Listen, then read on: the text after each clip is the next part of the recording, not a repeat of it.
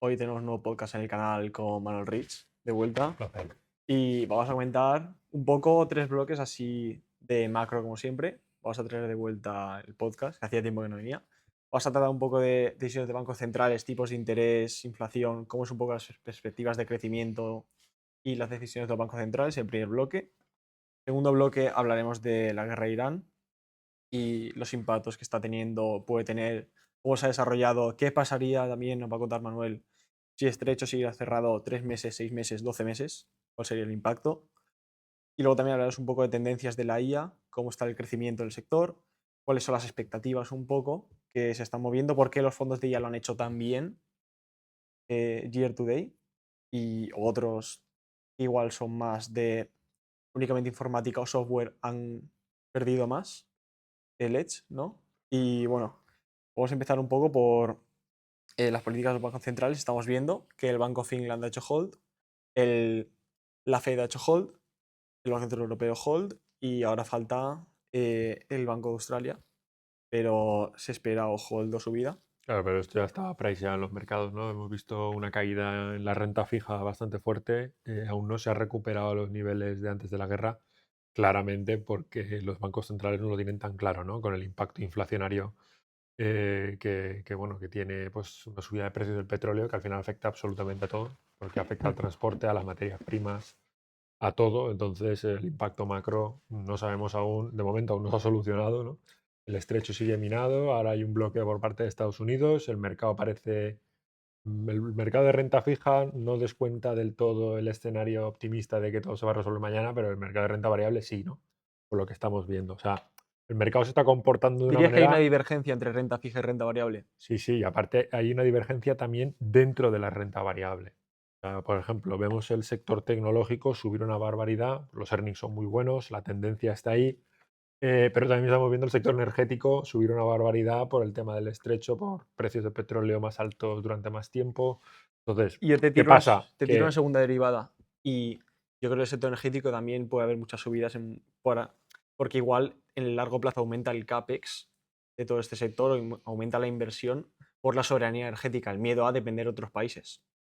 Esa también sí, es otra. pero o sea, esto es como los ciclos de energía que siempre hay, ¿no? Que cuando el precio sube de energía, todo el mundo se pone a construir, a hacer CAPEX, ¿no? Para sacar más petróleo y venderlo. Y eso lo que hace es abastecer de oferta y luego el petróleo vuelve a bajar y pues muchas de esas empresas mueren, ¿no? Y al final eso es un ciclo. Ahora mismo yo creo que estamos en el ciclo de energéticas al alza por todo el tema, pues petróleo al alza, etcétera. Ya han subido mucho. En el fondo teníamos esta posición como hedge táctico, ¿no? Como dije en el informe de enero, entrábamos en el sector energético por el tema de la guerra, ¿no? Y nos ha venido fenomenal. Por O el sea, miedo a. no, por las probabilidades, básicamente. O sea, como vamos a hablar, si Hormuz se mantiene cerrado, el precio del petróleo sube mucho y el sector energético junto a utilities son de los únicos sectores que históricamente lo han hecho bien en este tipo de entornos, ¿no? Y tiene bastante sentido porque es un shock inflacionario. No lo va a hacer bien todo lo que tenga una alta sensibilidad a tipos de interés, como puede ser tech o financiero, ¿no? El sector financiero en este caso sería el más afectado en esta inflación, porque sube riesgo de crédito, suben los tipos a corto plazo, te bajan los de largo plazo, o sea, al final, más que por eso también, sobre todo por el riesgo de Vería crédito, ¿no? flattening de la curva también. Claro, todo el tema de mayor probabilidad de una esta inflación lo que hace es que la curva a largo plazo baje y a corto plazo suba mucho. Por eso incluso hemos visto fondos, digamos, a corto plazo, una duración muy baja, también caer, ¿no? Con estas noticias. Por eso, porque es que la parte de la curva más afectada, sobre todo, ha sido la más reciente, ¿no? A un año menos. Ya veíamos pues, muchísimos recortes, pricing ya, o sea, en precio ¿Crees que hay este año. oportunidad ahora en comprar duración? ¿A qué plazo? Largo plazo. Es decir, estás A ver, es hablando que más la de de largo 5 plazo tampoco años. se ha movido tanto, es más a corto. Yo creo que a corto plazo, pues, a ver, yo creo que igual donde están ahora lo veo justo, o sea, no tengo una view ahí, digamos. O sea, el carry está bien, yo creo que tiene menos downside del que el mercado igual piensa. O sea, yo creo que más que subir, más propensos a recortar o a mantener, ¿no? Entonces, no sé, yo veo buen risk reward Pero para digo, tener digo comprar renta duración fija ahora. suponiendo que la guerra en el tiempo se mantuviera el tiempo y tú veas un A ver, flatline. entonces sí Entonces, que si, tú piensas- subiría más los tipos. si tu bet es que la guerra va a ser larga, es decir, el estrecho aún no está abierto y que pueda haber riesgo de esta inflación, O sea, entonces sí que puedes comprar o duración. sea, yo nunca hago bets de va a pasar esto o no, sino probabilísticamente hablando. O sea, a lo mejor Sí, si le asignas un 20% a que esto se alargue, pues te sale X cartera, ¿no? Entonces, claramente, cuanta más probabilidad le des a que esto se alargue, digamos que la renta fija, pues a corto plazo, no, sino tendrías que tener liquidez, o sea, euros, cómo está posicionado el más que fondo? nada. En renta fija. Nosotros tenemos renta fija un 35% y tenemos duración media entre 3 y 5 años. Y duración media. O sea, duración, Sí. digo, de maturity, No, sí, sí, en plan que de no es, vencimiento. sí, como Un medio vencimiento plazo, no es medio ni entre muy 3 o largo ni 5. muy corto. Sí, sí, sí. Pero bueno, tenemos por la parte de equities el sector energético, ¿no? Que pues ha subido una barbaridad, compensa mucho las caídas. El escenario este lo hemos navegado muy bien. Hemos bajado un 3 mientras que la categoría baja un 6. O sea, fenomenal. Ya no solo por la posición en el sector energético, sino por el overweight que teníamos en Estados Unidos, en el dólar. Y bueno, ahora con el sector tecnológico, con el rebound que ha habido, pues eso también nos ha generado mucho alfa. Porque curiosamente ha subido el sector tech, pero no ha bajado tampoco, ha mantenido muy bien el sector energético, ¿no? A pesar de que parece que se ha resuelto todo y tal. Ha mantenido mucho las ganancias el sector energético. Por eso te decía que hay un poco ahí de que no me lo esperaba, pero me ha venido muy bien porque como tengo ambas han subido, entonces fenomenal. Mm. Lo que sí que nos se ha comportado también es el software. No, bueno, sí, el software va mal por el tema de la IA, pero estos últimos días se ha mantenido, ¿no? Se está manteniendo ahí a espera de resultados. Ahora mismo estamos en earnings season y vamos a ver cómo se desarrolla eso. Microsoft estuvo curioso también. Y bueno, hemos visto Google con el tema de la IA subir un 10 ayer con los earnings. O sea, una empresa que también tenemos sobreponderada en el fondo. Y bueno, vamos a hablar un poco de renta fija y ahora también un poco vamos a tratar de renta variable y también quería tratar de commodities, ¿no? Hablando un poco de la guerra de Irán, lo hemos tocado un poco, pero también desarrollar un poco más. Es decir, al final, a día de hoy, que es 1 de mayo, no está abierto el estrecho, está el doble bloqueo, ¿no? Si lo quieres llamar así, como Trump bloqueando el bloqueo de Irán. O sea, el estrecho Es como un tal se mareo, supone que está abierto, pero es que pero pasan no, pocos barcos. es que no, a efectos reales no. Y al final se siguen agotando las reservas. Claro. Entonces, tú comentabas antes conmigo fuera de cámaras, ¿no? Que ves como que no tiene sentido con lo que está haciendo la renta variable o lo que está haciendo el precio del petróleo que estamos priceando como si estuviera abierto o si se fuera a abrir ya. Sí, o sea, yo creo que el mercado está bastante optimista, pero de todas maneras es mi opinión final. No, Entonces, pero porque comentaras un poco, desarrollaras también. sí, es lo que he estado comentando. O sea, el estrecho sigue, digamos, no está abierto del todo. El mercado pricea que se va a abrir relativamente pronto como estaba antes y no va a haber ningún problema. Yo sigo pensando que Estados Unidos no ha hecho esto en vano, ¿no? O sea, de momento no han conseguido nada. O sea, Hmm. han mareado al mercado, han muerto soldados estadounidenses, han dejado, creo que era 40.000 millones en la guerra de lo que va, que lleva poco, y la situación no ha cambiado absolutamente nada. Han destrozado un poco Irán y tal, pero ¿qué han ganado de ello? Nada. Yo creo que lo que quieren hacer es tomar control del estrecho por motivos estratégicos. Y hasta que no consigan ese objetivo, pues tal. De todas maneras, eh, Estados Unidos no va a decir que va a atacar Irán o algo y lo va a hacer de verdad, ¿no? O sea, no van a avisar ni cosas de esas. Entonces, No sé, contra hemos visto cosas yo muy creo que raras, ahora ¿eh? tácticamente se están posicionando. Yo creo que esto no acaba aún. Pero bueno, simplemente lo que yo creo, ¿no? Mm. ¿Y qué opinión te suscita la salida de la OPEP de Arabia Saudí? Más volatilidad. O sea, al final, en teoría, se supone que cuando se salen, pues tienen. Al final, la OPEP que se hizo para que se mantuvieran los precios del petróleo a X nivel, ¿no? Vamos a acordar todos que no vamos a producir más de X barriles para mantener el Perdón, precio en Emiratos X. Árabes, perdón, Sí, sí. que me he rayado. Entonces, el tema es ese. Si todos los miembros están alineados, se mantiene el precio a un X. Pero si uno se sale y empieza a suministrar mucho al mercado, porque todos tienen el incentivo a suministrar cuanto más hasta que llegue X precio, ¿no? pues bueno, eso en teoría es positivo para el mercado porque bajaría el precio del petróleo. Pero claro, ahora con la inestabilidad que hay, añade más volatilidad. Por eso hemos visto el petróleo subir ante estas noticias, ¿no? A corto plazo. Pero bueno, yo a largo plazo, en teoría, debería bajar el petróleo con esta noticia. Y no sé si quieres comentar algo más. Sectores más allá de. Bueno, o podemos pasar al siguiente bloque o podemos comentar algo más. Yo quería comentar igual también el oro como activo refugio, cómo ha estado comportándose aquí en esta guerra. eh, Buah, se ha comportado fatal. O sea, la verdad que porque. estábamos todos muy sorprendidos. Teníamos el oro en cartera, teníamos un 5% de oro o algo así. Y claro, con la subida de tipos, el oro no lo ha hecho nada bien. Pero claro, empezar a respetar esto ahora. Llevaba años sin respetar el patrón de real rates, ¿no? Que se llama, de que Sí, decían, el de la 10 year claro, o y sea, si los tipos reales inversa. suben, el oro debería bajar, ¿no? Porque el oro se supone que tiene una correlación positiva con tipos a la baja, ¿no? Que para que todo el mundo me entienda, los real rates son el diferencial del tipo de interés con la inflación, ¿vale? Entonces, ¿ahora qué pasa? Que Porque el subían oro sube. tipos, la inflación se supone que se mantenía, pero el oro no respetaba esto estos últimos años y ahora empezó a respetarlo. Entonces, hemos visto esas bajadas, luego también muchos de los países que han sido atacados pues tenían grandes reservas de oro, igual han liquidado para pues tener liquidez, etcétera, pero claro, en una estanflación del libro lo que mejor lo hace es el cash. O sea, sí, cash, energía y utilities. Y, y fondos de mercado monetario. Y Sí, utilities. exacto. Parece contraintuitivo porque dices el cash, si hay inflación, ¿cómo es posible que lo haga bien, no? Pero es que no baja, baja todo menos eso. Entonces, y aparte, es más, no baja, sube, porque el fondo, la tasa, Mejor que el oro. hombre, claro, o sea, el Pero es oro que. se ha comportado fatal. El cash te estaba pagando un No, mercado pero monetario. si entramos en un momento de esta inflación, ¿no lo haría mejor el oro? No, o sea, cuando ya estás es tarde. O sea, ya está descontando el Ya, mercado lo vale, siguiente. Es antes vale. de entrar, es cuando el mercado te empieza a descontar el escenario, es cuando se empiezan a mover los activos. ¿Tú crees que igual podría empezar a ser ahora?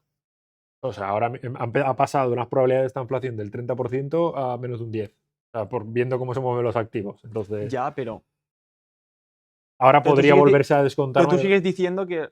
Y yo también estoy de acuerdo que igual no estamos descontando correctamente los efectos de el estrecho cerrado. Como que estamos siendo demasiado optimistas o estamos descontando Yo muy creo poco que sí. impacto. Por eso hay que tener cubiertas las colas. Por eso tenemos la posición en el sector energético.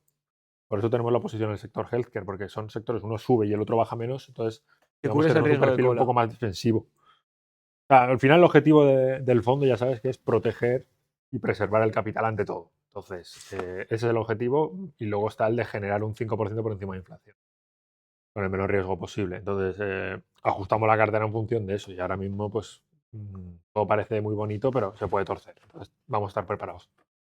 Mm. Y. Bueno, ¿quieres comentar algo más? Yo al final decirte que si los bancos centrales dejan de comprar salvajadas de oro, también es normal que volvamos a. Que igual. Que yo creo que sí que volveríamos entonces a esta relación del 10-year rate a la inversa de el precio del oro, de cómo está subiendo. Porque al final yo creo que es lo que ha estado soportando que la relación no haya sido efectiva estos últimos años. No, sobre todo Los también bancos es. centrales han comprado una barbaridad de oro. Sí, eso aparte, pero Yo creo que el eso ha sido, tema en mi principal es la opinión, narrativa. O sea, la narrativa es lo que mueve el precio del oro. La narrativa ha sido el tema de que el dólar no vale nada, que el dinero se sí, sí, imprime pero por mucho. eso ha estado comprando el Banco Central. Pero una vez ya no tienes esa gente que independientemente de lo que pasara está comprando, es cuando vas a volver a la dinámica de antes. Bueno, puede que sí, puede que no. O sea, al final el tema es que los gobiernos en general, pues, y la deuda en general se está emitiendo a mansalva, sin ningún tipo de control. O sea, vemos como el déficit en Estados Unidos sube año tras año sin ningún tipo de control y al final la gente busca refugio. Dice, joder, si se va a imprimir dinero, si al final mi deuda que le pago yo al final están renta variable y renta fija, ¿vale? Pero si la renta fija ya no actúa como refugio por la inflación, por la volatilidad, porque eso, se imprime dinero a mansalva, los inversores buscan un refugio alternativo y esto lo han encontrado en el oro. Y esa es un poco la narrativa que está moviendo el precio. El oro o incluso volver a comprar más renta variable. Sí, pero la renta variable no es, digamos, por referencia el valor seguro para los inversores. Siempre ha sido la renta Ya, fija. Por eso la gente tiene renta variable y renta fija. Pero claro, cuando la renta fija tiene la volatilidad que ha tenido estos últimos años y las perspectivas son tan malas porque el gobierno no para de emitir deuda sin ningún tipo de control de cuándo lo va a pagar, cuándo lo va a repagar, y cuando la repaga con más deuda, pues eso te hace cuestionarte si tener renta fija en cartera te vale la pena o no. Entonces, por eso el oro también aumenta mucho más la demanda. mm, Y hasta que eso no cambie, o sea, si sabes algún trigger para que eso cambie, para que los gobiernos de repente se pongan las pilas y digan, mira, vamos a hacer un buen presupuesto y vamos a hacerlo sostenible. Hasta que eso no pase, yo creo que el oro tiene su vida. vale. Y por último, comentar un poco también tema de inteligencia artificial, el sector, cómo lo está haciendo, que aquí nos gusta bastante tratarlo. El impacto que va a tener todo. Bueno, yo quería empezar por el impacto que va a tener todo el CAPEX de los hyperscalers. Es decir, se está proyectando que para 2026 igual van a ser 726 billion, que es una barbaridad. Sí, yo lo que siempre digo, la IA es una revolución en todos los sentidos y tiene el potencial para ser la burbuja más grande del mundo. No digo que ya lo sea, yo creo que no lo es, no es una burbuja ahora mismo. O sea, yo creo que no está puesto en precio completamente toda la, Y aún queda. digamos, lo que le queda en cuanto a meterse en el B2B, ¿no? En los negocios. Mm, Ahora mismo las empresas no lo están adoptando como deberían adoptarla y eso es un proceso largo y eso se verá reflejado en los earnings de los próximos años y eso va a hacer que Bueno, suba una pero barbaridad. sí, bueno, pero en el momento. Y tienes la IPO de ChatGPT asomando, la IPO de Anthropic asomando. Eso al final también va a entrar en el mercado. Sí, pero eso, Y va. o sea, Y eso eso sí que. saldrá, lo más normal es que baje un 30, un 40% y luego pues vuelva a subir si son cl- las compañías que al final se acaban quedando. Pero de todas maneras, este tipo de negocio no es el que más valor tiene dentro de la cadena de valor, ¿no? Los proveedores de modelos. Yo creo que está más en lo que es la infraestructura, en cobrar ese procesamiento, ¿no? Los tokens. Porque como ChatGPT, Anthropic, siempre hay alguien que saca un modelo mejor. Sí. Entonces, no sé, yo creo que ahí realmente en la cadena de valor no está del todo el valor. Pero bueno, ya es opinión personal. En los proveedores de todo el Yo sistema. creo que está más en tipo TSMC y cosas de estas. Un Nvidia, los data centers, básicamente. Porque los data centers pueden procesar cualquier tipo de modelo. Y modelos nuevos siempre van a salir, ¿sabes? Entonces siempre van a estar entrenando nuevos modelos. Siempre van a estar utilizando la inferencia para procesar los modelos actuales. ¿Tienes alguna acción ahí en concreto Sí, o sea, que Nvidia, te guste? Google, Amazon, Pero Nvidia tiene el riesgo de que si otro puede llegar a hacer los chips. Tesla, por ejemplo, también. O Tesla hace sea, todos chips, los que tienen infra tienen una ventaja competitiva bastante grande. Alibaba en China. También, pero Y ya has también la visto que los regulación. chinos no apuestan por ningún modelo que no sea No. open source. ¿Por qué? Porque ellos saben que el valor real en la cadena de valor de la IA está en la infraestructura, no está en el modelo. Por eso te están sacando siempre modelos nuevos, porque ellos compiten en infraestructura, darte el coste per token más bajo posible. Y esa es su manera. O sea, el modelo te lo regalan, para que te hagas una idea. Porque saben que los necesitas a ellos para hacerlo funcionar. ¿Sabes? Y luego faltará el tema de la regulación, por ejemplo, con todos los hyperscalers. ¿Cómo crees que funcionará? Porque hay muchos datos sensibles. Es que yo creo que eso es otra cosa clave, ¿eh? Muchos datos sensibles, como por ejemplo datos médicos, del gobierno, etc., que por ley vas a estar obligado a tenerlo únicamente igual en España o en la eurozona, bueno, Europa, y, o los de China, en China, Estados Unidos. Entonces, al final, también apostar por players regionales que lo va a hacer mejor dentro de su región, construyendo los data centers y manteniéndolos, también es una apuesta. Yo por eso también me veía Alibaba, en parte, como una apuesta en China, y que está muy bien posicionado, y tampoco tenemos empresas chinas muy de referencia que estén haciendo todas esas inversiones y alguien las va a tener que hacer. Tenemos, ¿no? Como muchos nombres de Nvidia, tal, Apple, Google, Sí, o sea, en Estados Unidos, pero yo creo que es otro mercado gigante que igual la gente no en está China cubriendo. tienes la prima de riesgo de siempre. O Sí, sea, ¿qué te pasa que, por ejemplo, en Rusia, qué pasó en 2022? La gente que tenía inversiones en Rusia, así sí, compañías súper baratas, pero te vienen de la noche a la mañana y te dicen que esos activos que los no los tienes que puedes vender sacar. o que O te ya. los bloquean. O sea, claro, tienes una prima de riesgo enorme por, digamos, ¿Pero la tú crees que es situación realista? política, geopolítica de la zona, ¿no? Y luego la legislación y todo, que no es tan transparente como es aquí. Entonces tienes mucha prima de riesgo, por eso están tan baratas. O sea, si tú me dices que hay un catalyst o algo que haga que esa prima desaparezca, entonces sí que te compro el upside, pero de momento Pero es que igual tú puedes, asumiendo aún esa prima, ver revalorizaciones importantes. o no, que Ya, tiene que bueno. cambiar. Porque el mercado no está presionando todo el crecimiento de los hyperscalers de China. Bueno, también, pero igual que lo van a tener los chinos, lo van a tener los estadounidenses. Ya sé que el precio a pagar es mucho mayor en Estados Unidos, pero bueno, eso ya hay que valorar el risk reward, ¿no? De que te digan de la noche a la mañana. ¿Tenéis Asian stocks? Nosotros tenemos muy poco en emergentes. O sea, lo tenemos bastante underweight. Estamos bastante overweight en Estados Unidos. Mm. Que por cierto ha ido fenomenal ahora con la guerra, porque ha bajado muchísimo menos que Europa y emergentes, por supuesto. No sé si quieres comentar algo más de lo que estamos comentando de la IA, de los hyperscalers, del impacto, que tú ves mucho más oportunidad en la cadena de valor que realmente el producto final. No, o Porque sea, los yo veo tokens más van a valor en lo haber. que es inferencia en los centros de datos, por eso están invirtiendo tantísimo dinero, porque es realmente la ventaja competitiva. Y cuidado con el impacto en el crédito que puede tener. Porque todo esto se va a financiar muchísimo ya con deuda. Porque ya empiezan Sí, a generar pero cash flows interesantes, entonces ya va a haber inversores en deuda. sí, pero bueno, Que, yo creo que es deuda bien empleada. y va a ser investment grade. Sí, sí, a mí eso no Y veo eso puede problemas. aumentar los spreads otra vez, probablemente. Sí, sí, Los no, no, hyperscalers. eso no, esa parte no me preocupa. Pero si tienes renta fija, ¿no te preocupa que puedan aumentar los spreads? O. Bueno, es oportunidad para reciclar renta fija. Si tú tienes. Es decir, igual es buen momento de tener renta fija de Yo menos es que no duración y invierto, luego o reciclarla más tarde. sea, a nivel micro en renta fija no nos metemos. Nosotros Ya, pero, seleccionamos si queremos deuda corporativa europea, de Estados Unidos, divisa, etcétera. pero esa es una factora a tener en cuenta. Si de aquí a 3 años van a aumentar los spreads. Sí, sí, o sea, si los spreads de crédito aumentan, desde luego que no nos beneficia. Pero podría ser una buena oportunidad también para comprar, está claro. Claro, Luego pero también tú en tenemos ese el momento carry y estás tal. reciclando. Mm, Sí, sí, pero Igual bueno. es mejor tener de menos duración, reciclarla cuando aumenten los spreads y ya aguantarla. Sí, bueno, eso no está bien. O sea, en duración estamos bien ahora mismo. Bueno, pues si no quieres comentar mucho más. No, no sé qué No, decirte, tío. ya no sé, es una oportunidad que yo veo, pero podemos cerrar si quieres. Ha sido un placer volver a grabar. Intentaremos darle un poco más de continuidad. Si se puede, pero bueno. Esperemos que os haya molado y saludos.